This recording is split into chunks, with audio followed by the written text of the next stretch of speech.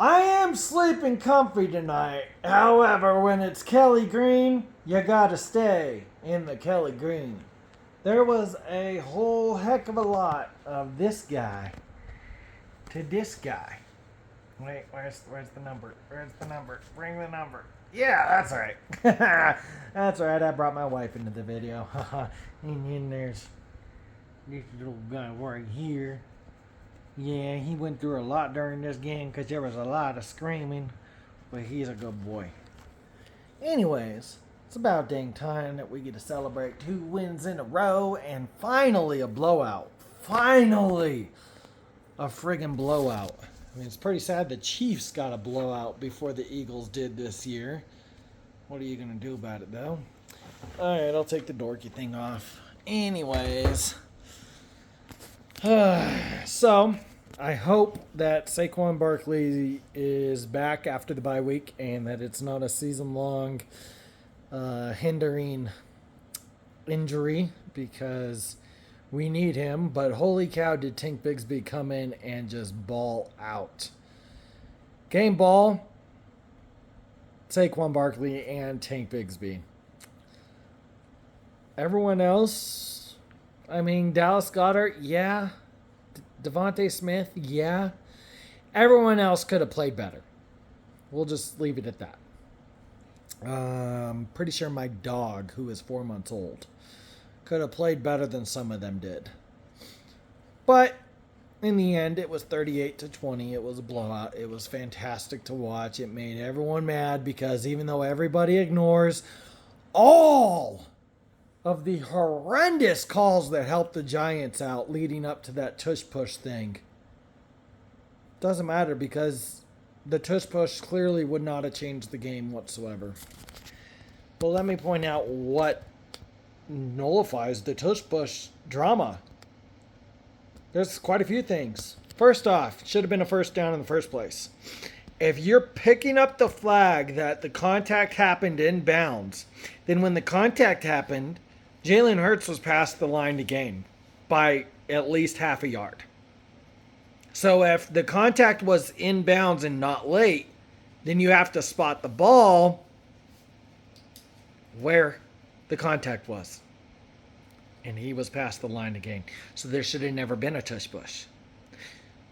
So then the tush push drama is the ball never lies. Of course the refs have to call it that way because the ball's forcing them to. Second, 2006 against the Vikings, I believe. Andy Reid throws a challenge flag on a play of in the grass, forward momentum called. Loses his challenge, loses his timeout, argues with the ref for about 15 seconds, get called for delay of game and an unsportsmanlike, gets booted. Not only did Dayball, after being told he cannot challenge, waste 3 minutes arguing with the refs. He then, after the ref announced that you cannot challenge a forward progress being called dead, chooses to embarrass the officials and challenge them anyways.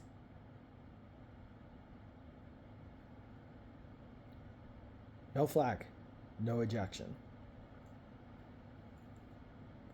Continued to throw a hissy fit throughout the game, which brought all the attention to the tush push yet again. When clearly the rule was when the whistle blows, if there's not an immediate loss of possession, then it's unchallengeable. And when the whistle blew, Hurts had reached the ball over. Whistle blew. Guy then goes and touches Hurts while trying to grab the ball out of his hands. It's not immediate. There is no drama about this play. There is no controversy about this play. This is the rule book to the T. He got the first down. He got the line to gain. And the play should have never have had to happen in the first place with what I laid out for you before explaining this. This is erroneous by the officials to allow this to have ever happened. And the fact that the dang officiating crew can't do their jobs to the point that then the biased commentators are now bringing up the tush push again about controversy that wasn't even controversy so that they can continue to hate on the Eagles. Tells you everything you need to know. Because another thing, don't listen to the commentators. Brady and stupid Dean Blandino are over here whining about Slayton, who didn't push off full extension of the arm once, but twice in the same route on a crucial have to have it. And they say to pick up the flag. And then the worst part is, from where they're sitting up in the booth, you can clearly see that not only after the first push off, but then Slayton chooses to turn around, re-engage with Mitchell, and push off again. That is a clear and obvious push off, and they're whining to have it picked up because of hand fighting. Hand fighting goes out the window when he chooses to, after the first push off that created separation, turn around and re-engage to do it again. Hand fighting's out the window at that point. It's biased commentary. Period. And it's getting old. We get it. Y'all are butthurt that you wouldn't ever be able to do the tush push like the Eagles can. But it's one of the most exciting plays I look forward to every single Sunday. Because it's like, it is exciting to see if the team's going to stop us, and then when they don't, rub it in their face and laugh and enjoy myself. Because it's hilarious watching other teams try it, they get stopped, and then every time my team does it, we get it easily. It's one of the funnest things to watch. So it is good television. It's dominance. It's a husky walking into a pack of Pomskis and staring them all down. It's that level of dominance. And y'all are just jealous that you can never do it. Stop crying about it. As for the Cam Skattebo thing, obviously I'm prayers up that he will have a successful surgery, not have any sepsis, not have any blood clots, won't experience anything that Alex Smith experienced. But that's a career ender, and it's 100% his fault. And the Giants organization's fault for putting it in their players' heads that it is okay to play the way that he and Jackson Dart play.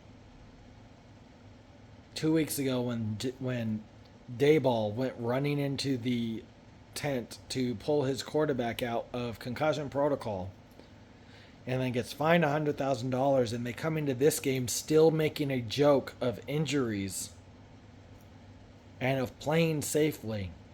For him to go up in the air, bend backwards over on top of himself with a guy draped on him to try to catch a ball instead of thinking, I need to land safely. It's a desperation that should never be on a football field, and I get it. You don't belong on the same territory as the Philadelphia Eagles, so you got to play desperate. But when you have that much disregard for player safety in the NFL, that's the exact kind of thing that happens. So no, I'm not saying that he deserved it, but I'm saying that I knew it would happen. Just like with Jaden Daniels, the Washington Commanders haven't learned. They had RG3, played him to the extreme.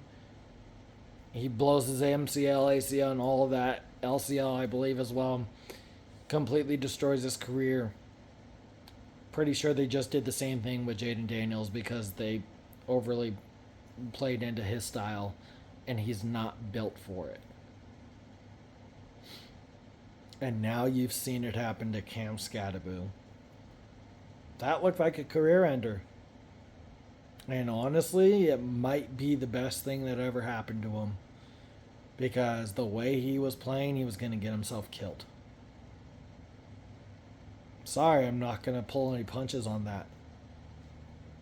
week after week, launching his head into the chest plates of defenders and into the heads of defenders as an offensive player. He was going to kill someone else or get himself killed. And this was likely the best thing that could ever happen to him to prevent that from happening. So again, I'm sad for him. I hope that he has this successful surgery and can go home to his family. But you don't play around with player safety like the way that him and Jackson Dart were doing. And that goes to the top, Mr. Dayball, or should I say Baby Ball, Bay Ball. Could do little things on that all day long because I've never seen a grown man who is supposed to be a leader of 53 other men throw hissy fits to the level that he throws. That's an embarrassment, and New York Giants should fire him immediately. Honestly, he should not make it to the plane or the bus ride home.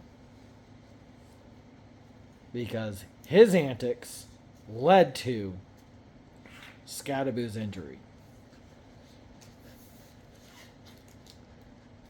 That being said, my Eagles are 6-2. The closest team is like 3 games back.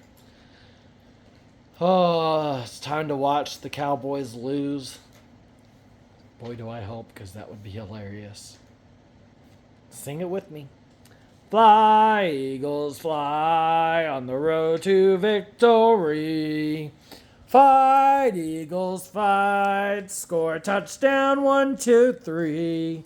Hit 'em low, hit 'em high, and watch our Eagles fly. Fly, Eagles, fly on the road to victory. E-A-G-L-E-S, Eagles! See y'all next week.